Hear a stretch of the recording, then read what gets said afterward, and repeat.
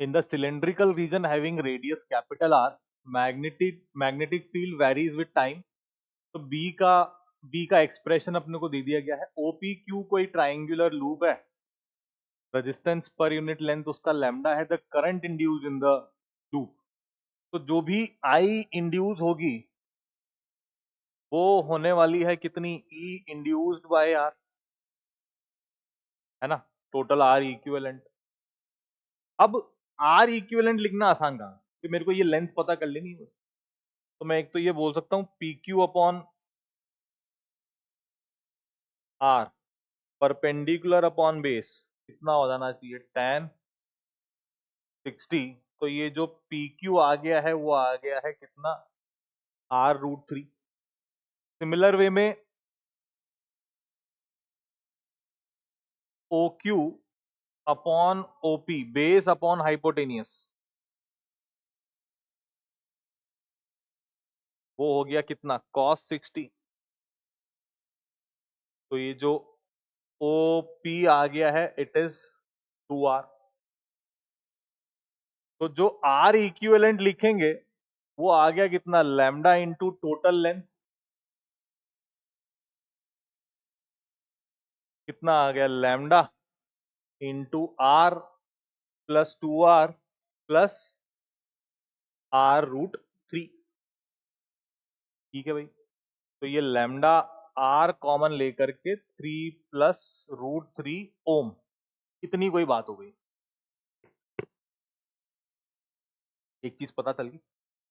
अब फ्लक्स जब लिखना है ना, ई इंड्यूस जब लिखना है, तो देखो ई इंड्यूस के लिए बात है ये D phi by D T, area into D B by D T. अब देखो एरिया लूप का नहीं लिखा जाता, एरिया लिखा जाता है जहां पे इस क्वेश्चन की जो मेन पीक बात है वो यही है कि अपन यही बच्चा जो गलती करेगा वो बच्चा ये कर देगा, half into base into height area ये लिख देगा.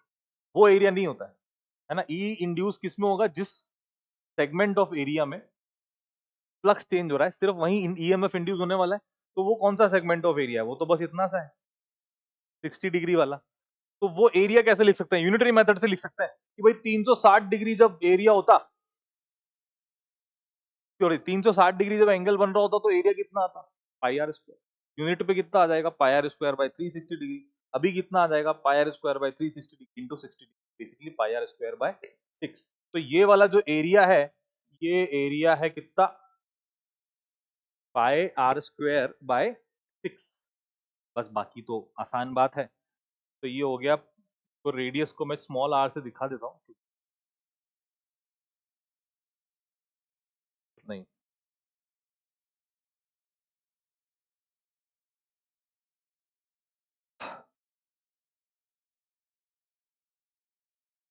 और dB by D T, B इतना है तो dB by D T, A का डिफरेंशिएशन 0, बीटी का डिफरेंशिएशन इतना. ये हो गई बात. तो ई इंड्यूस भी आ गया, आर इक्विवेलेंट भी आ गया. बस अब करना क्या है, उठा करके वैल्यूज रख देनी है. रखते हैं. तो pi r square b by 6 into lambda r 3 plus √3, ऐसा.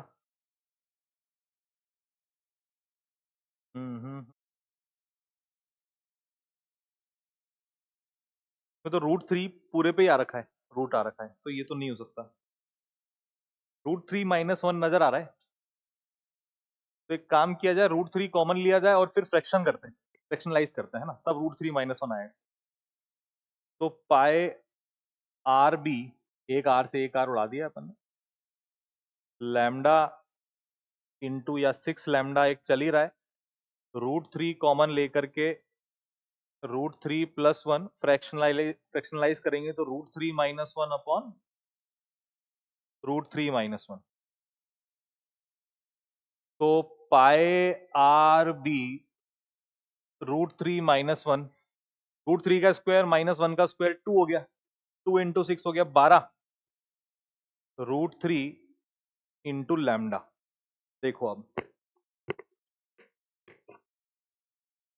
ये ऑप्शन है, ठीक है.